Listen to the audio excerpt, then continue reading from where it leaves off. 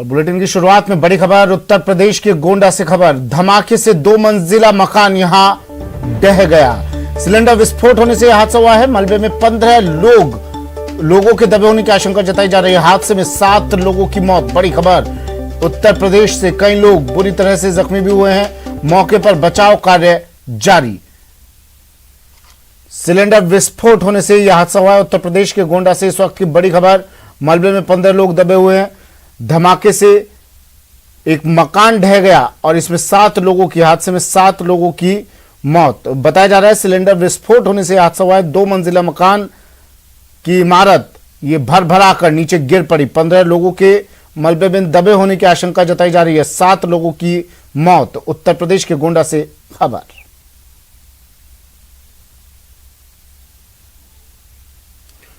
और अब बात मौसम के बदले हुए मिजाज की। प्रदेश में मौसम का मिजाज बदल गया। जयपुर समेत कई जिलों में बारिश हुई। तेज आंधी के साथ बारिश हो रही है। तेज हवाओं के साथ बारिश का दौर जारी। तेज बारिश से तापमान में भी गिरावट दर्ज की गई।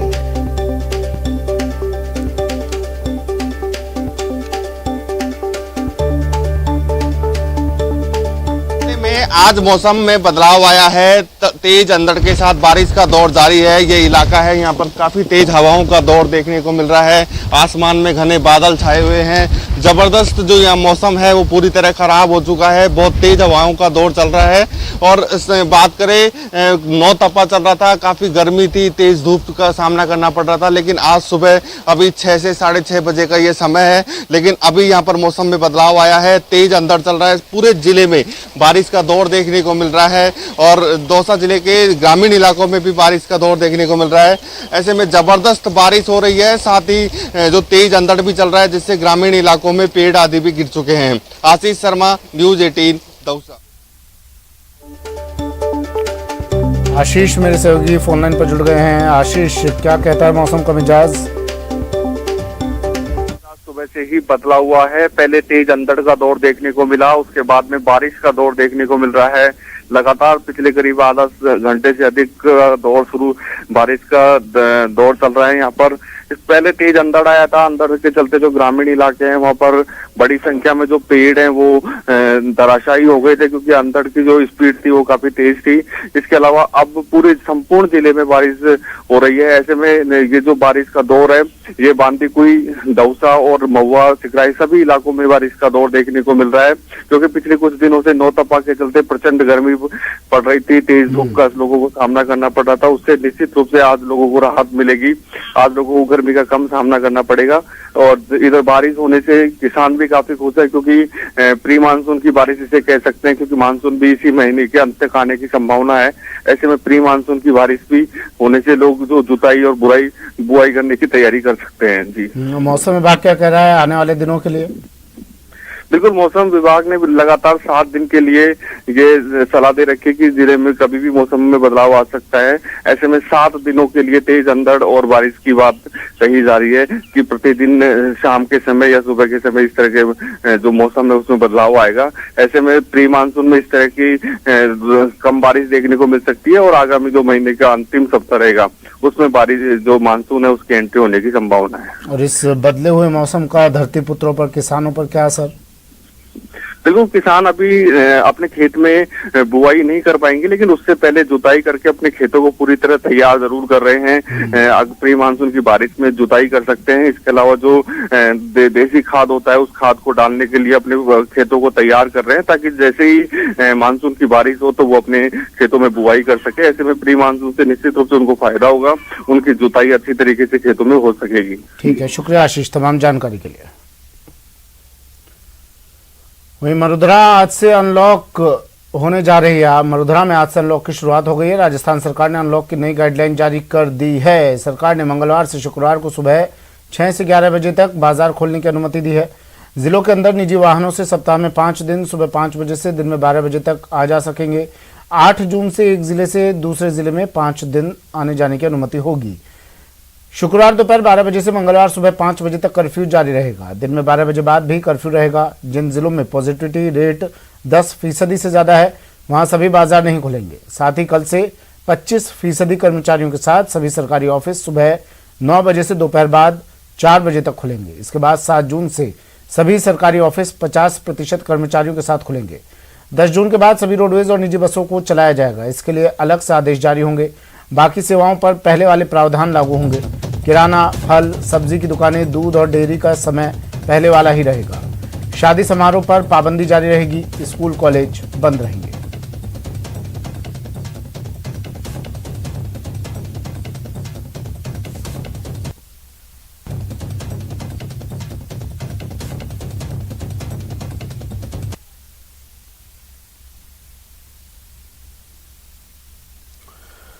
और मरुधरा में आपको कोरोना की रफ्तार बता देते हैं। सख्ती जब से प्रदेश सरकार ने लगाई है तब से कोरोना की रफ्तार अब धीमी पड़ती जा रही है।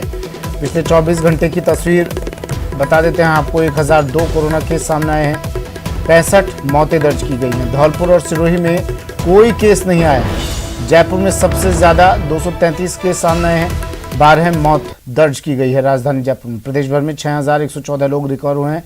प्रदेश में 38,000 से कम एक्टिव केस हैं। 1002 मरीज पॉजिटिव केसेस मरुधरा में और 65 मौत।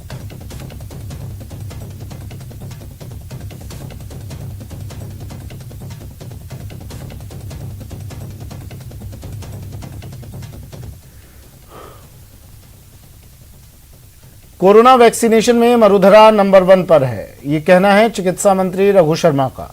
चिकित्सा मंत्री ने कहा कि कई जिलों में जितनी वॉयल मिली उससे ज्यादा वैक्सीनेशन किया। राजस्थान में 28 मई तक हम 1,66,00,000 लोगों को वैक्सीन लगा चुके हैं। 18 से 44 आयु वर्ग के बीच के जो लोग हैं उनमें हमारा वेस्टेज 0 है और 45 साल से अधिक के लोगों का वेस्टेज हमारा 2% है। भारत सरकार ने भी 10% वेस्टेज को अनुमति किया है और राष्ट्रीय औसत 6% का है वेस्टेज का। कोविड वैक्सीनेशन में राजस्थान देश भर में नंबर 1 स्थान पे है। जो वैक्सीन वाइल्स हैं वो टीकाकरण के सत्र के समाप्त होने के बाद, चाहे वो यूज्ड है, अनयूज्ड है, पार्शली यूज्ड है, भारत सरकार की जो गाइडलाइन है उसके अनुरूप संबंधित चिकित्सा संस्थान में कोल्ड चेन पॉइंट पर इनको जमा करा देते हैं। और झालावाड़ में माइनस, मतलब हमने जितनी वाइल्स मिली थी, हमको डोज मिली थी, उससे ज्यादा लोगों को डोज लगाई है। यानी कि वेस्टेज जो पूरे राजस्थान में है उसका एवरेज लिया जाए तो 2% से ज्यादा राजस्थान में वेस्टेज नहीं है। आज गहलोत कैबिनेट की भी अहम बैठक होने वाली है जिसमें आरबीएससी बोर्ड परीक्षाओं पर अंतिम निर्णय हो सकता है, जिसकी जानकारी शिक्षा मंत्री डोटासरा ने ट्वीट कर दी। बता दें कि आज सीएमओ में सीएम गहलोत की अध्यक्षता में कैबिनेट की अहम बैठक होगी जिसमें कोरोना से मृतकों के परिजनों को दी जाने वाली सहायता पर भी निर्णय हो सकता है। साथ ही मिनी अनलॉक को लेकर भी चर्चा संभव है। बता दें कि आज शाम 5 बजे कैबिनेट की बैठक होनी है। कैबिनेट की बैठक में वीसी के माध्यम से मंत्री जुड़ेंगे। हालांकि कुछ मंत्री मुख्यमंत्री आवास पर भी जा सकते हैं।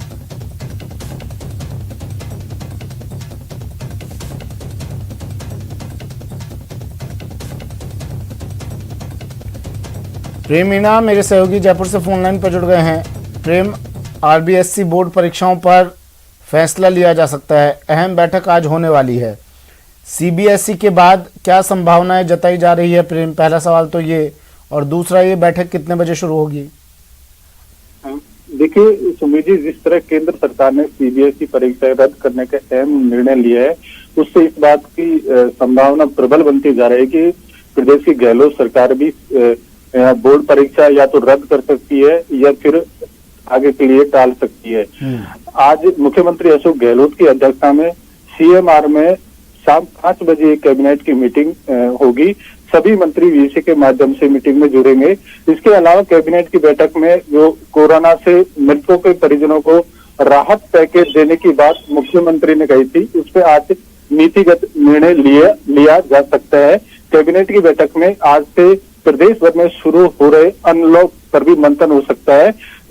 मुख्यमंत्री मंत्रियों के साथ चर्चा कर सकते हैं कि कहाँ छूट दी जा सकती है या फिर कहाँ सख्ती बरती जा सकती है। लेकिन जो मेन अहम निर्णय होने की पूरी संभावना जताई जा रही है वो बोर्ड परीक्षाओं को लेकर ही होगा। जिस तरह शिक्षा राज्य मंत्री गोविंद सिंह डोटासरा ने ट्वीट किया है उससे ऐसा संकेत मिल रहा है कि राजस्थान सरकार भी बोर्ड परीक्षाएं रद्द कर सकती है, फिलहाल ये कैबिनेट की मीटिंग के बाद ही पता चल पाएगा। जी प्रेम, कहा जा सकता है 5 बजे के बाद एक बड़ा फैसला सामने आ सकता है।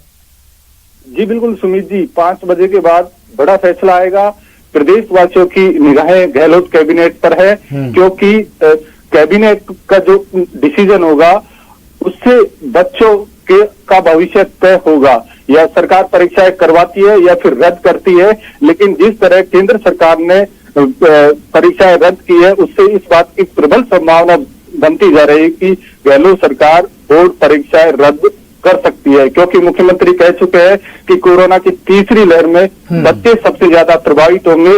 ऐसे में उनकी सरकार का पहली प्राथमिकता है बच्चों के स्वास्थ्य की रक्षा करना। जी ठीक है, शुक्रिया प्रेम तमाम जानकारी के लिए। तो आज एक अहम बैठक होने जा रही है गहलोत मंत्रिपरिषद की, शाम 5 बजे बैठक होगी। और बीजेपी प्रदेश अध्यक्ष सतीश पूनिया ने ट्वीट किया, आरबीएसई परीक्षा रद्द करने की उन्होंने मांग की थी कि सीबीएसई की तरह जैसे केंद्र सरकार ने निर्णय लिया, इसी तरह राजस्थान सरकार को भी छात्रों को देखते हुए निर्णय लेना चाहिए और आरबीएसई परीक्षा रद्द की जानी चाहिए। उन्होंने लिखा, मैं राज्य सरकार से मांग करता हूं कि आरबीएसई के परीक्षार्थियों के हित में ऐसा ही निर्णय ले। प्रधानमंत्री नरेंद्र मोदी जी की अध्यक्षता में हुई बैठक में सीबीएसई क्लास 12 की परीक्षाओं को रद्द करने का फैसला लिया गया और कुछ अब छात्रों के हितों की सुरक्षा के लिए, उनकी सुरक्षा के लिए राजस्थान सरकार को भी ऐसा ही कोई फैसला लेना चाहिए। आईसीएसई और सीबीएसई बोर्ड के 12वीं की भी परीक्षा रद्द कर दी गई है। बोर्ड परीक्षाओं को लेकर प्रधानमंत्री नरेंद्र मोदी की बैठक में ये अहम फैसला हुआ।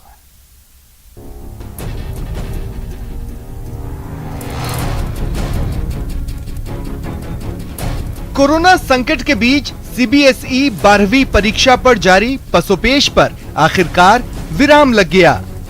मंगलवार को पीएम मोदी के साथ हुई एक उच्च स्तरीय बैठक के बाद परीक्षा रद्द करने का फैसला ले लिया गया। इस बैठक में सीबीएसई के चेयरमैन के साथ केंद्रीय मंत्री अमित शाह, निर्मला सीतारमण, पीयूष गोयल, धर्मेंद्र प्रधान, राजनाथ सिंह और प्रकाश जावड़ेकर शामिल हुए। बैठक वीडियो कॉन्फ्रेंसिंग के जरिए की गई, जिसमें प्रधानमंत्री के सामने परीक्षा कराने के सभी विकल्प रखे गए। लेकिन बैठक के दौरान प्रधानमंत्री ने कहा कि छात्रों की सुरक्षा सरकार की प्राथमिकता है, छात्रों के स्वास्थ्य से समझौता नहीं कर सकते, छात्रों पर परीक्षा के लिए दबाव नहीं बना सकते। ऐसे माहौल में बच्चों को तनाव देना ठीक नहीं है। मेरे हिसाब से एग्जाम कैंसिल हो गई, ये बहुत अच्छी बात है, क्योंकि हमारी हेल्थ सबसे फर्स्ट प्रायोरिटी पे आती है। कि मेरे को लगता है कि एक पॉजिटिव भी हो गया एक तरफ से और एक तरफ से नेगेटिव भी हो गया, क्योंकि पॉजिटिव तो इसलिए हो गया कि हमारी हेल्थ का इशू है।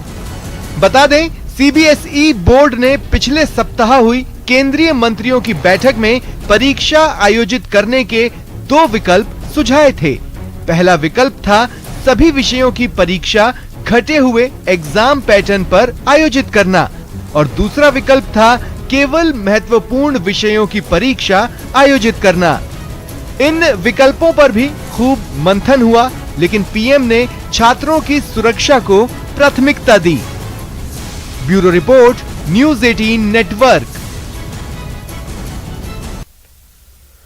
सीबीएसई बोर्ड के 12वीं की परीक्षा रद्द होने के बाद पीएम मोदी ने ट्वीट किया, लिखा, भारत सरकार ने सीबीएसई बोर्ड की 12वीं की परीक्षा रद्द करने का फैसला लिया है। व्यापक विचार विमर्श के बाद हमने निर्णय लिया है जो छात्रों के हित में है, जो हमारे युवाओं के स्वास्थ्य के साथ साथ भविष्य की भी रक्षा करता है।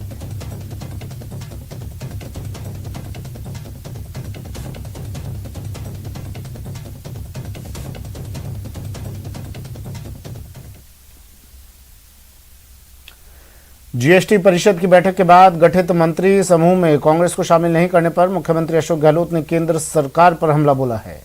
सीएम गहलोत ने ट्वीट कर कहा कि प्रमुख विपक्षी दल कांग्रेस, जिसके बाद जीएसटी परिषद में 3 सदस्य हैं, उसे जानबूझकर मंत्री समूह से बाहर रखने का प्रयास किया गया है। सीएम गहलोत ने इसे दुर्भाग्यपूर्ण बताते हुए सहकारी संघवाद की जड़ों पर प्रहार करने वाला बताया। वहीं गहलोत ने यह भी कहा कि जीएसटी परिषद की बैठक में पश्चिम बंगाल, छत्तीसगढ़, पंजाब, राजस्थान और तमिलनाडु जिन्होंने प्रस्तावित एजेंडे के खिलाफ रुख अपनाया था, उनमें से किसी को भी मंत्री समूह में शामिल नहीं किया गया है। गहलोत ने मंत्री समूह में शामिल 8 सदस्यों से अनुरोध किया है कि वे विचार विमर्श पर आगे बढ़ने से पहले कांग्रेस के वित्त मंत्रियों के बहिष्कार पर विचार करें। साथ ही गहलोत ने मंत्री समूह से यह भी आग्रह किया है कि राजस्थान और अन्य राज्यों द्वारा व्यक्त किए गए उन विचारों को भी ध्यान में रखा जाए जिसमें कोविड से संबंधित सप्लाई पर जीरो टैक्स दर की बात कही गई है। बता दें कि 28 मई को जीएसटी परिषद की बैठक हुई थी जिसमें राजस्थान से मंत्री शांति धारीवाल शामिल हुए थे।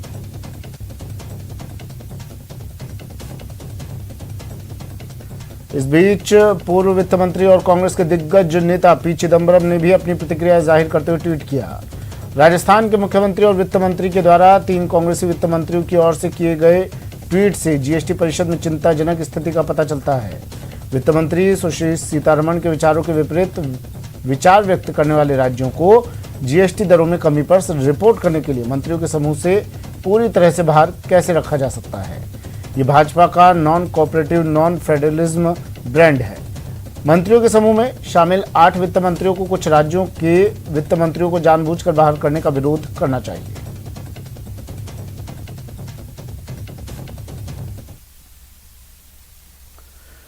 खबर कोटा से है, जहां एक सनकी पति ने हैवानियत की हद पार करते हुए अपनी पत्नी की कुल्हाड़ी से वार कर हत्या कर दी। इतना ही नहीं, आरोपी अपनी पत्नी को वारदात के बाद करीब 100 मीटर तक पूरी गली में चोटी पकड़कर घसीटता रहा। दिल दहलाने वाली ये वारदात सीसीटीवी में कैद हो गई। वारदात के बाद पूरे इलाके में सनसनी फैल गई। तस्वीरों में देख सकते हैं आप किस तरह हैवानियत की हदें पार करते हुए आरोपी ने अपनी पत्नी को चोटी पकड़कर घुमा रहा है। सूचना मिलने पर पुलिस मौके पर पहुंची और मामले की जांच में जुट गई है। पुलिस ने आसपास के लोगों से पूछताछ की तो सामने आया कि आरोपी पति सनकी है और गृह कलेश से तंग आकर उसने पत्नी पर हमला किया। फिलहाल हत्या के कारणों का पता नहीं चला है। बताया जा रहा है कि आरोपी पति दुष्कर्म के मामले में 7 साल जेल की सजा भी काट चुका है।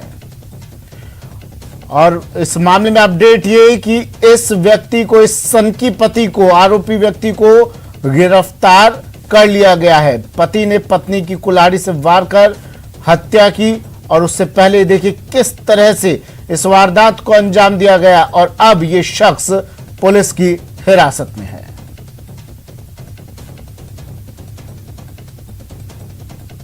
पिंटू डागर रामपुरा रहते हो।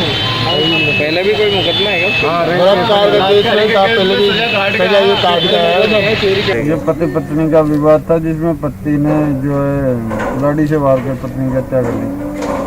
कारण क्या रहा कुछ सामने अभी तक? कारण इनका आपसी विवाद की बात सामने आ रही है। पति पत्नी में अनबन की।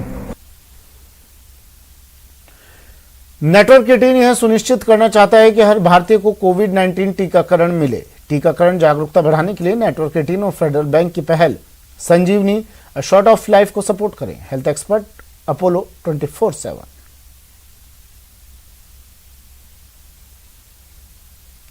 चलिए, वक्त एक ब्रेक का है, जल्द हाजिर होंगे।